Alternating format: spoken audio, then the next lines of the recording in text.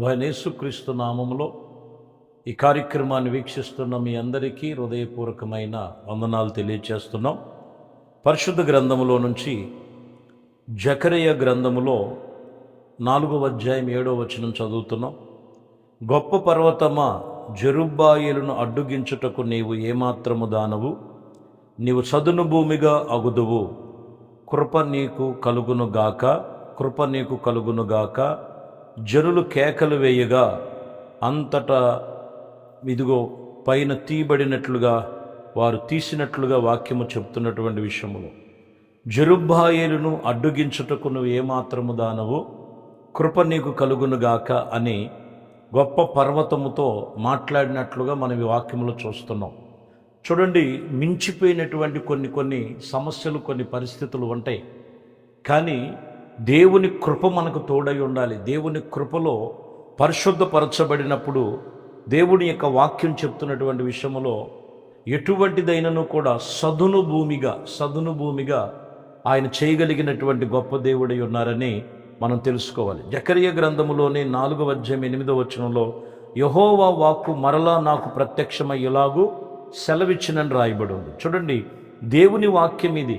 ఈ ఉదయకాలము వాక్యం చెప్తున్న మాట, నీకు ఎటువంటి సమస్యలు, ఎటువంటి పరిస్థితులు ఉన్నా, ఎటువంటి దానికి నువ్వు భయపడద్దు. కానీ అది నీకు మించిపోయినటువంటి పర్వతముల వలె ఉన్నప్పటికీ వాటిని సదును భూమిగా చేయగలిగిన సమర్థుడు, శక్తి కలిగిన దేవుడు మన ప్రభు అయిన యేసుక్రీస్తు అని మనం తెలుసుకోవాలి. యెషయా గ్రంథంలో మీరు చదివితే 10వ అధ్యాయము 17వ వచనంలో ఇజ్రాయేలీల యొక్క వెలుగు అగ్ని అతను పరిశుద్ధమై అంతా కూడా పరిశుద్ధ దేవుని యొక్క జ్వాలలుగా మరి వారి ఎదుట నిలిచినట్లుగా రాయబడి ఉంది.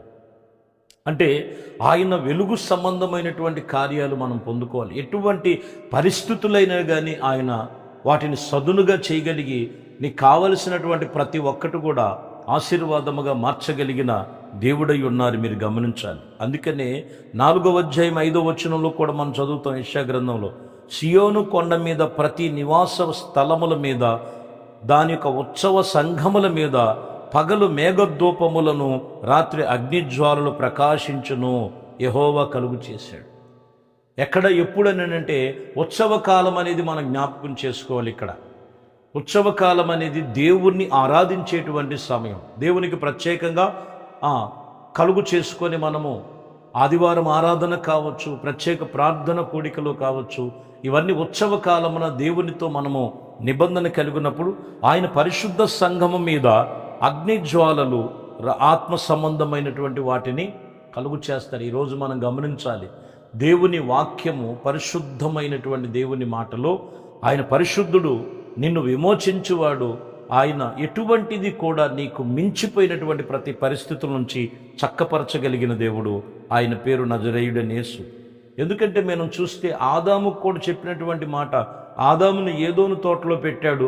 అప్పటి వరకు వారి మీద మరి దేవుని యొక్క మహిమ వస్త్రాలు ఉండే. ఆ తర్వాత మనందరికీ తెలిసినటువంటి విషయమే, దేవుడు చెప్పిన ఆజ్ఞలను వారు మీరినందున వారికి ఉన్న వస్త్రాలను వారు పాడు చేసుకున్నారు. వారిని వెనువెంటనే ఏదోను తోటలో నుంచి బయటికి తోసివేసి, వాక్యం చెప్తున్న మాట 3వ అధ్యాయం 24వ వచనంలో చదివితే, అప్పుడు ఆదామును వెళ్ళగొట్టి ఏదోను తోటకు తూర్పు దిక్కున కెరేబులను, జీవవృక్షములకు పోవు మార్గమునకు కంచి వేసినట్లుగా, అత్తట తిరుగుచున్నట్లుగా ఖడ్గజ్వాలలు నిలిపినట్లుగా రాయబడి ఉంది. ఖడ్గజ్వాలలు నిలిపినట్లుగా రాయబడి ఉంది. అంటే మరలా ఒకవేళ ఆదాము తిరిగి వస్తాడేమో. ఎందుకనంటే పరిశుద్ధ స్థలం అది, అపవిత్రపరచబడినటువంటి పరిస్థితులు వచ్చేసింది. చాలామంది జీవితంలో కూడా దేవుని సన్నిధికి సమయం ఇవ్వకోకుండా లోకములో లోకస్తుల్లాగా జీవిస్తున్నప్పుడు దేవుని యొక్క ఆత్మ సంబంధమైన అగ్ని వారి యొక్క పరిశుద్ధపరచబడినటువంటి రీతిని వారి జీవితాల్లో కనపడదు. ఎందుకంటే వీళ్ళు పరిశుద్ధ స్థలంలో ఉండరు, వాళ్ళ హృదయాన్ని పరిశుద్ధపరచుకోరు, దేవునితో నిబంధన చేసుకొని తిరిగి మరల లోకములో లోకస్తుల్లాగా కలిసిపోయినట్లుగా మనకు కనపడుతుంటుంది. కాబట్టి అందుకనే దేవుని ఆజ్ఞ మీరినటువంటి ఆదామునే వెళ్ళగొట్టినట్లుగా ఖడ్గజ్వాలలు నిలిపినట్లుగా రాయబడింది. మనము పరిశుద్ధ దేవునితో సహవాసం కలిగి ఉంటే ఆయన మన మధ్యలో ఉన్నాడు.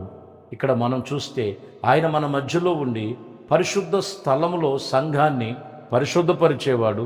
ఇదిగో నీకు మించిపోయినటువంటి జెరుబ్బాయేలు గొప్ప పర్వతమా, అది నీ మీద ఏలుబడి చేయటానికి ఏమాత్రం కూడా అది సరిపోదు, దాన్ని సదును భూమిగా చేసినట్లుగా మన మూలవాక్యములు చూసాం. చివరిగా మనం చూస్తే యెషయా గ్రంథంలో 60వ అధ్యాయంలో 14వ వచనంలో, నిన్ను బాధించేవారు సంతానపును వారిని నీ ఎదుట వచ్చు సాగిలపడుదురు, నిన్ను తునీకరించిన వారందరూ వచ్చి నీ పాదముల ఎదుట పడుదురు. యెహోవా పట్టణములను ఇజ్రాయేలు పరిశుద్ధ దేవుని సియోనులో నీకు పేరు పెట్టబడుదురు. చూసారా, ఎటువంటి సమస్యల మధ్యలో ఉన్న దేవుని మీద నువ్వు ఆధారపడు. నిన్ను బాధించేవారు ఉండొచ్చు, నీ మీద లేనిపోయినటువంటి మాటలు రువిన వారు ఉండొచ్చు, కానీ ఇక్కడ చెప్తున్న మాట, నిన్ను బాధించే వారి యొక్క సంతానము వారిని నీ యొద్దకు వచ్చెదరు. వారు నీ ఎదుట వచ్చి సాగిలపడి, ఎవరైతే నిన్ను పనికిరాదు తునీకరించారో వారు నీ పాదముల ఎదుట పడేటట్లుగా, ఇదిగో దేవుడు పరిశుద్ధ దేవుడు వారికి పేరు కలిగేటట్లుగా చేస్తానని చెప్పాడు. కాబట్టి ప్రియమైన దేవుని బిడ్డలారా, ఏ సమస్యలో ఉన్నావు, ఏ పరిస్థితుల మధ్యలో ఉన్నావో, నీ కుటుంబం ఒక్కసారి ఎంత గొప్ప పర్వతముగా ఉన్నా అది నిన్ను ఏమీ చేయలేదు. దేవుని యందు, ఆ పరిశుద్ధ దేవుని యందు నువ్వు నిబంధన కలుగుండు, సదును భూమిగా చేస్తాడు, విమోచన కలుగు చేస్తాడు. చివరిగా చెప్తున్న మాట, ఎవరైతే నిన్ను తునీకరించారో, ఎవరైతే నిన్ను బాధించారో వారిని నీ ఎదుటి నిలవబెట్టి వారిని ఏం చేస్తున్నారంట, సాగిలపడేటట్లు చేస్తాడు. ఎటువంటిది నిన్ను ఏమీ చేయలేదు. దేవుడి మీద నువ్వు ఆధారపడి ఉండు, నీ హృదయము దేవునికిచ్చి నీ కుటుంబముతో కలిసి నిన్ను నీవు పరిశుద్ధపరచుకో. పరిశుద్ధ దేవుడు నీకు సదాకాలము నీ కుటుంబానికి తోడయుండి ఆయన కృపలో నిన్ను బలపరిచి నడిపించునుగాక. ప్రార్థన. పరిశుద్ధుడా, ప్రేమ కలిగిన తండ్రి, మహోన్నతుడా, మహోపకారి, మీ వందనాలు.